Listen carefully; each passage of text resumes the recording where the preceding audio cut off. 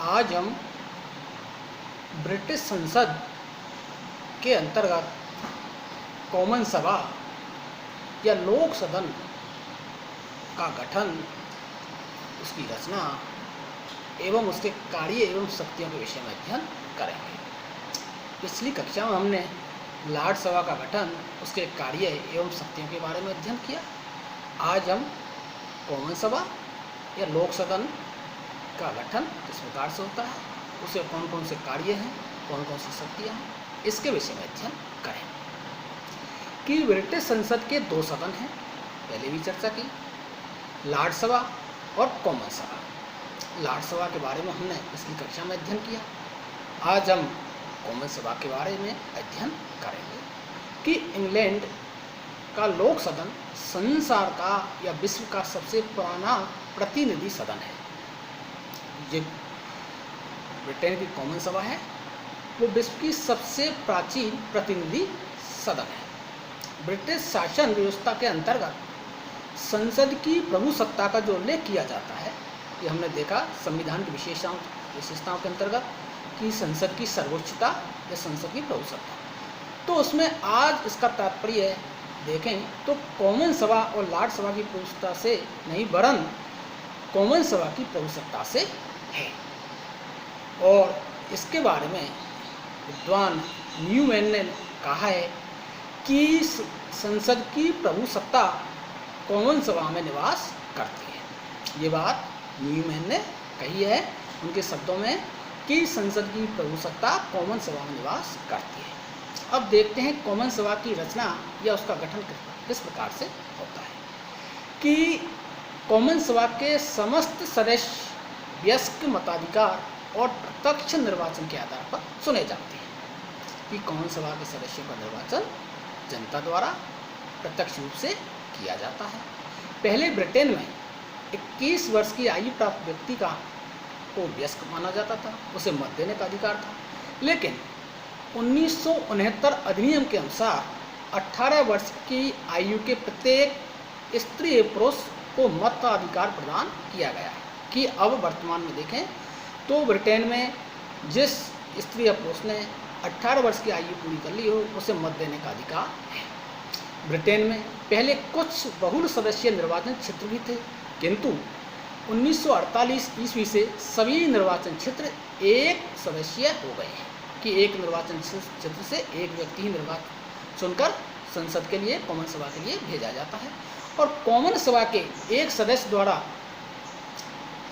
चुनाव क्षेत्र है, एक सदस्य ही एक निर्वाचन क्षेत्र से चुनकर भेजा जाता है। ये चुनाव साधारण बहुमत की प्रणाली के आधार पर होते हैं। कि जो चुनाव होते हैं वो साधारण बहुमत की प्रणाली के आधार पर होते हैं। और 1872 ईस्वी से ब्रिटेन में गुप्त मतदान की प्रणाली को अपनाया गया है। अब देखें कि प्रतिनिधित्व की प्रणालियाँ अनेक हैं। कि जो प्रतिनिधित्व की प्रणाली वो अनेक है, जैसे प्रादेशिक प्रतिनिधित्व की प्रणाली, व्यावसायिक प्रतिनिधित्व की प्रणाली, आनुपातिक प्रतिनिधित्व की प्रणाली। और आनुपातिक प्रतिनिधित्व की प्रणाली के व्यवहार में लाने हेतु दो प्रणालियाँ विकसित की गई हैं। एक तो एकल संक्रमणीय मत प्रणाली और दूसरी सूची प्रणाली। अगले सीमित मत प्रणाली, संचित मत प्रणाली और साधारण या सामान्य बहुमत प्रणाली। तो कॉमन सभा के सदस्यों का निर्वाचन साधारण बहुमत प्रणाली के आधार पर किया जाता है। जिसको देखें कि सामान्य या साधारण बहुमत प्रणाली, यह प्रणाली ब्रिटेन की देन है। कि सबसे पहले इसे ब्रिटेन में ही अपनाया गया। इस प्रणाली का प्रचलन यहाँ से प्रारंभ होकर अन्य स्थानों पर हुआ, अन्य देशों में से अपनाया गया। इसमें एक निर्वाचन क्षेत्र से एक प्रतिनिधि सामान्य बहुमत द्वारा निर्वाचित होता है। हर निर्वाचन क्षेत्र में खड़े होने वाले अनेक उम्मीदवारों में से जिस उम्मीदवार को सबसे ज़्यादा मत मिलते हैं, सर्वाधिक मत प्राप्त होते हैं, वही व्यक्ति उस निर्वाचन क्षेत्र से निर्वाचित हो जाता है। और इस प्रणाली में विजयी प्रत्याशी को कुल मतों का पूर्ण या निरपेक्ष बहुमत मिलना आवश्यक नहीं है। यदि किसी स्थान पर 10 प्रत्याशी चुनाव लड़ रहे हैं तथा मतों की संख्या 1000 है, तो जिस प्रत्याशी को सबसे अधिक मत प्राप्त हो जाएंगे वही विजय हो जाएगा, वही जीत जाएगा। इसे कहते हैं साधारण बहुमत प्रणाली या सामान्य बहुमत प्रणाली। तो इसके आधार पर ब्रिटेन में कॉमन सभा के सदस्यों का निर्वाचन किया जाता है। अब देखें की सदस्य संख्या। तो लोक सदन या कॉमन सभा की सदस्य संख्या में समय समय पर परिवर्तन होता रहता है। ब्रिटेन में समय समय पर निर्वाचन क्षेत्रों की सीमाओं का पुनर्निर्धारण होता है और लगभग 2 दशक से देखें तो लोकसभा की सदस्य संख्या 659 थी और 2003-4 में निर्वाचन क्षेत्रों की सीमाओं का पुनर्निर्धारण किया गया तथा इस पुनर्निर्धारण के आधार पर लोक सदन की सदस्य संख्या 646 निर्धारित की गई। इस प्रकार वर्तमान में कॉमन सभा की सदस्य संख्या 646 है। अब कॉमन सभा के सदस्यों के निर्वाचन होने के लिए उसे कौन कौन सी योग्यताएं होती हैं उसके बारे में देखें तो कोई भी महिला या पुरुष किसी भी निर्वाचन क्षेत्र से चुनाव लड़ सकता है। उसे निम्नलिखित योग्यताएं प्राप्त होनी चाहिए कि वह ग्रेट ब्रिटेन का नागरिक हो, ग्रेट ब्रिटेन का नागरिक होना चाहिए और उसकी आयु 21 वर्ष से कम नहीं होनी चाहिए, वह 21 वर्ष की आयु पूरी कर सका। अब हम भारत के अंतर्गत देखें तो भारत में लोकसभा का जो सदस्य चुना जाता है उसके लिए कम से कम 25 वर्ष की आयु होनी चाहिए और संयुक्त राज्य अमेरिका के अंतर्गत देखें प्रतिनिधि सभा के सदस्य की आयु भी 25 वर्ष होनी चाहिए, लेकिन ब्रिटेन में उसकी आयु 21 वर्ष मानी गई है और मतदाता सूची में उसका नाम सम्मिलित होना चाहिए। जो मतदाता सूची है उसमें उसका नाम भी होना चाहिए जो चुनाव लड़ा उस व्यक्ति का और वह देश के प्रति निष्ठा की शपथ लेने को तैयार। ये उनकी कुछ योग्यताएं हैं। अब कार्यकाल की बात करें तो कॉमन सभा का कार्यकाल 5 वर्ष का है और भारत में भी देखें तो लोकसभा का कार्यकाल भी 5 वर्ष का है और संयुक्त राज्य अमेरिका के अंतर्गत देखें प्रतिनिधि सभा तो उसका कार्यकाल 2 वर्ष का है। तो ब्रिटेन में कॉमन सभा का कार्यकाल 5 वर्ष का है, 5 वर्ष के लिए चुना जाता है और आवश्यकता पड़ने पर कॉमन सभा अपना कार्यकाल भी बढ़ा सकती है। कोई ऐसी आवश्यकता पड़ती कि चुनाव कराना संभव नहीं है तो उसका कार्यकाल भी वो बढ़ा सकती है, जिस तरह की प्रथम तथा द्वितीय विश्व युद्ध के समय हुआ। और प्रधानमंत्री की सिफारिश पर सम्राट या सम्राज्ञी कॉमन सभा को समय से पहले भंग भी कर सकता है और नए चुनाव करवा सकता है। प्राय प्रधानमंत्री ऐसा उस समय करता है कि जबकि उसके विरुद्ध अविश्वास प्रस्ताव पास हो जाए और वह जनता से दोबारा शक्ति प्राप्त करने की अपील करता हो, चुनाव जीतने की अपील करता हो।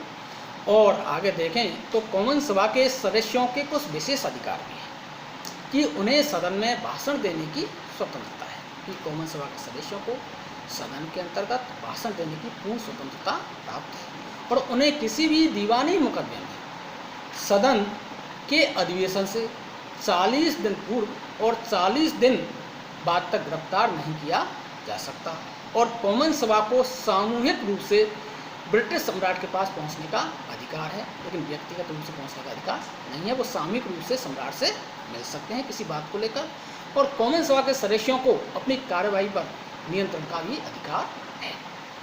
अब देखें कि कॉमन सभा का अधिवेशन लॉर्ड सभा के साथ ही शुरू होता है, प्रारंभ होता है और ब्रिटेन में यह प्रथा है कि वर्ष में एक अधिवेशन अवश्य बुलाया जाए और आवश्यकता पड़ने पर कोई ऐसी आवश्यकता पड़ गई तो अधिक अधिवेशन भी बुलाए जा सकते हैं कि एक अधिवेशन तो आवश्यक रूप से बुलाना ही है, लेकिन देश के सामने कोई ऐसी आवश्यकता पड़ गई, कोई परिस्थिति आ गई कि संसद का अधिवेशन बुलाना आवश्यक हो तो एक से भी अधिक बार भी अधिवेशन बुलाए जा सकते हैं।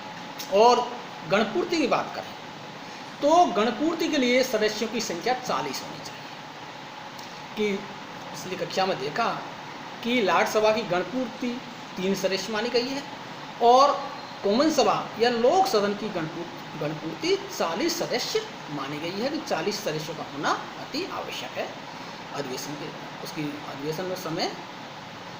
और पदाधिकारी कि कॉमन सभा का पदाधिकारी कौन होता है तो कॉमन सभा का सबसे महत्वपूर्ण अधिकारी उसका स्पीकर होता है, जिसे अध्यक्ष भी कहते हैं, कॉमन सभा का स्पीकर, और वही सदन की सभा की अध्यक्षता करता है और अध्यक्ष के साथ एक उपाध्यक्ष भी होता है।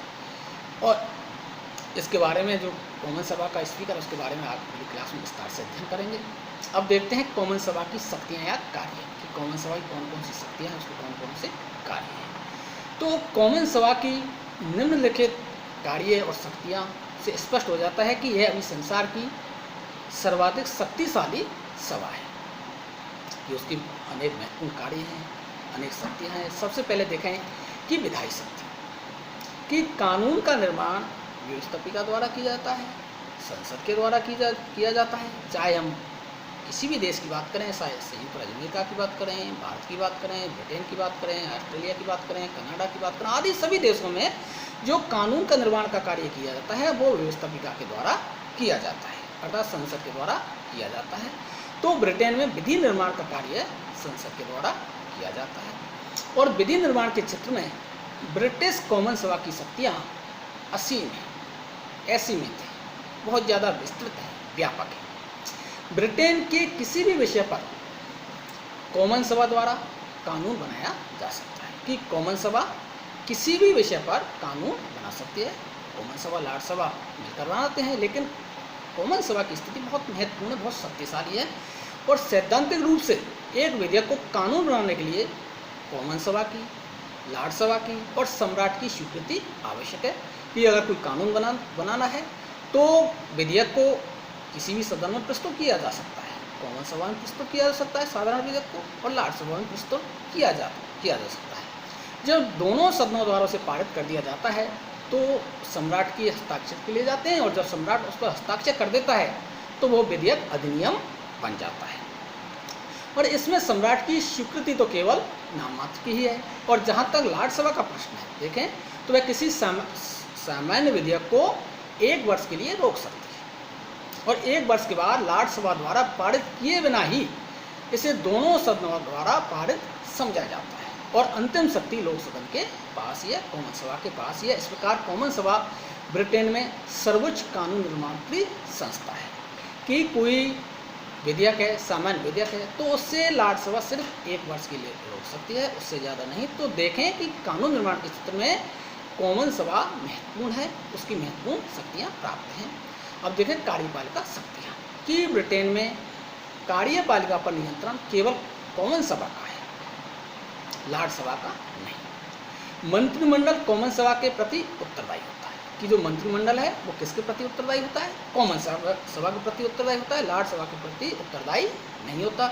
और मंत्रिमंडल के विरुद्ध काम रोको प्रस्ताव, निंदा प्रस्ताव तथा अविश्वास प्रस्ताव पारित कर सकते हैं। और कॉमन सभा मंत्रिमंडल को बर्खास्त कर सकती है, उसे अविश्वास के प्रस्ताव के द्वारा हटा सकती है। और प्रधानमंत्री कॉमन सभा से ही लिया जाता है, और वह उस सदन से बहुमत दल का नेता भी होता है।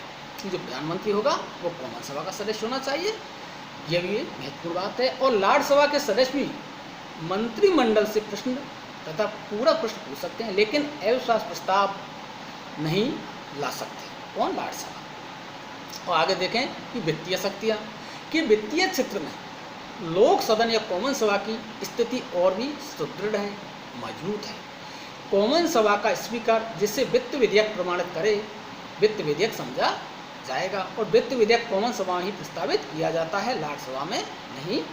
कि सबसे पहले कोई धन विधेयक है, वित्त विधेयक है, उसे कॉमन सभा ही प्रस्तुत किया जा सकता है, लॉर्ड सभा में नहीं किया जा सकता।